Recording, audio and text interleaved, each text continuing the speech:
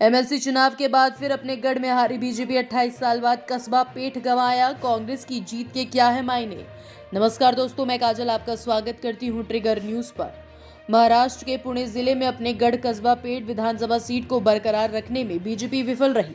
इस सीट पर कांग्रेस उम्मीदवार रविंद्र धंगेरकर ने उपचुनाव में बीजेपी के उम्मीदवार हेमंत रसाने को हरा दिया है। इससे कांग्रेस और शिवसेना में खुशी की लहर है। जी हां, जानकारी हो कि कस्बा पेठ विधानसभा सीट पर बीजेपी 28 साल से काबिज थी।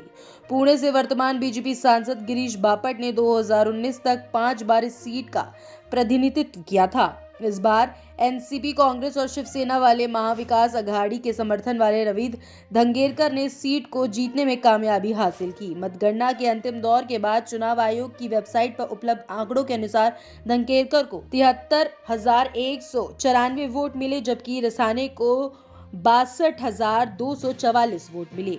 बता दें कि साल 2019 में बीजेपी के मुक्ता तिलक ने ये सीट जीती थी। दिसंबर 2022 में कैंसर से जूझने के बाद उनकी मृत्यु हो गई। इसके बाद से ये सीट खाली थी। यहाँ पर कांग्रेस की जीत महत्वपूर्ण है। जी हाँ, क्योंकि पिछले साल जून में राज्य में सरकार बदलने के बाद सत्तारूढ़ बीजेपी और एकनाथ शिंदे के नेतृत्व वाली शिवसेना और विरोधी एमवीए के बीच ये पहली सीधी टक्कर थी। चुनाव का परिणाम आते ही कांग्रेस कार्यकर्ताओं में खुशी की भी लहर दौड़ उठी है।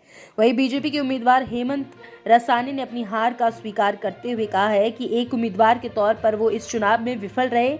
अब वो आत्ममंथन करेंगे कि क्या गलत हुआ और क्या सही। उन्होंने कहा कि पहले ये त्रिकोणीय मुकाबला हुआ करता था, लेकिन इस बार ये बीजेपी और कांग्रेस के बीच सीधा मुकाबला था। कांग्रेस के प्रदेश उपाध्यक्ष मोहन जोशी ने पार्टी और एमवीए को इस तरह की ऐतिहासिक जीत के लिए कस्बा पेठ के मतदाताओं को बधाई दी। उन्होंने कहा कि ये उन सभी एमवीए कार्यकर्ताओं की जीत है जिन्होंने इस चुनाव को बड़ी एकता के साथ लड़ा। इस चुनाव ने दिखाया है कि धन बल काम नहीं कर सकता है। चुनाव प्रचार के दौरान कांग्रेस और अन्य एमवीए घटकों ने बीजेपी पर पैसे की मदद से मतदाताओं को लुभाने का आरोप लगाया था। हालांकि बीजेपी ने इस आरोप को नकार दिया था। वहीं पुणे के कस्बा और चिंचवाड़ सीटों से उपचुनाव में एमवीए के साथ साथ राज्य में सत्तारूढ़ शिंदे और बीजेपी गठबंधन के लिए प्रतिष्ठा का मुद्दा थी।